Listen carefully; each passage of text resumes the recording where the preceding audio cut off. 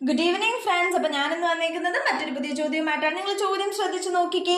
ഈ ചോദ്യം ചെയ്യാൻ തുടങ്ങുമ്പോൾ ഞാനൊരു പോയിന്റ് പറഞ്ഞുതരാം. പോയിന്റ് എന്ന് പറയുന്നത്, നമ്മുടെ മിനിറ്റ് സൂചി 360 ഡിഗ്രി കറങ്ങുമ്പോൾ നമ്മുടെ മണിക്കൂർ സൂചി വെറും 30 ഡിഗ്രി മാത്രമാണ് കറങ്ങുന്നത്. അതായത് മിനിറ്റ് സൂചി 60 മിനിറ്റിൽ മണിക്കൂർ സൂചിയേക്കാളും 330 ഡിഗ്രി കൂടുതൽ കറങ്ങും എന്നാണ് പറയുന്നത്. അപ്പോൾ ഒരു മിനിറ്റില് നമ്മുടെ മിനിറ്റ് സൂചി കറങ്ങുന്നത് എത്രയായിരിക്കും?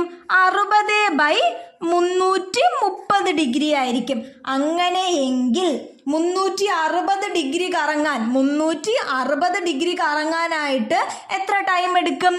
60/330 ഇൻറ്റു 360 സമയം എടുക്കുന്നത്. അപ്പോൾ ഇത് സോൾവ് ചെയ്ത് വരുമ്പോൾ നമുക്ക് കിട്ടുന്ന ആൻസർ എന്ന് പറയുന്നത് 65 5/11